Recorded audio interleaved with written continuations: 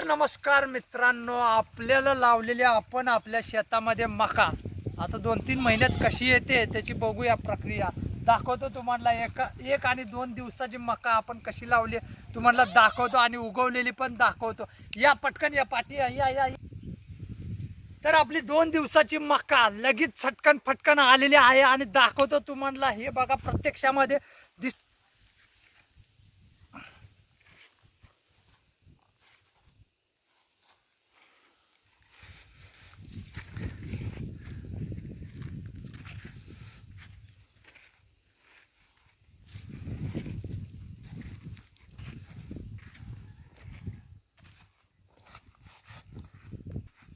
आणि ह्या प्लॉटच्या अगोदर 1 महिन्या पहिला आम्ही लावलेली मका ती पण चांगल्या प्रकारे आलेली आहे। बघून घ्या, ती खास दाट आलेली आहे आणि दाटच पेरलेलं आम्ही खास जनावरांसाठी।